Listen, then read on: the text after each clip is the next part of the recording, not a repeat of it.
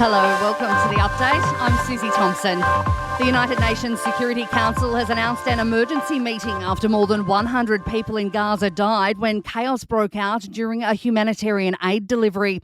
Israeli troops opened fire as civilians clambered towards the convoy after it passed through a checkpoint at the edge of the city, which hasn't received aid in weeks. Some were killed by gunfire, and it's understood others were hit by trucks as they tried to get through the crowd.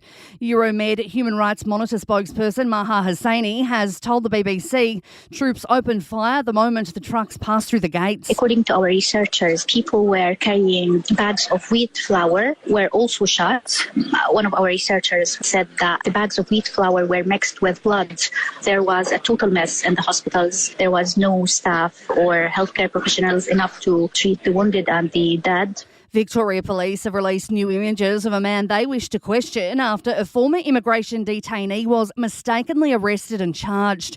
The 44-year-old man was charged with sexually assaulting one woman and stalking another in the Melbourne suburb of Richmond earlier this week. Commander Mark Galliot says the mistake was picked up during a review of further CCTV. There was an error in arresting the person and remanding him. And as I said, as soon as we found out about that, we've rectified it. We apologise sincerely for what's occurred.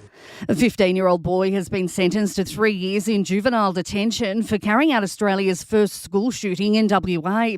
He fired 3 shots from 2 rifles into his school in Perth's north. He stopped short of killing anyone because he didn't want his siblings to be related to a killer.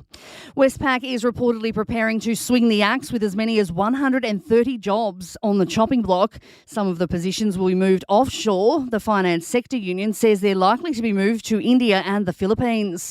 And some last-minute campaigning from Labor and the Coalition ahead of tomorrow's Dunkley by-election. Conservative lobby group Advance Australia has sunk a lot of money to reclaim the seat from Labor. Sport and entertainment are next. In sport, Cameron Green has shown his class with the bat on the opening day of the first test against New Zealand in Wellington. The all-rounder will return to the crease on 103 with Australia 9 for 279.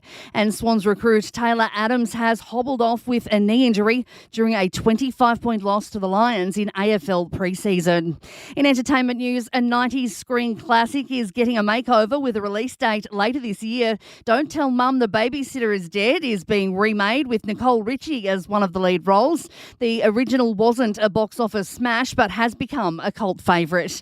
And the Jonas Brothers are continuing their world tour with their first show in Sydney tonight at Kudos Bank Arena at Olympic Park. And that is the latest from the Nova podcast team. We'll see you later on for another update. I'm Susie Thompson.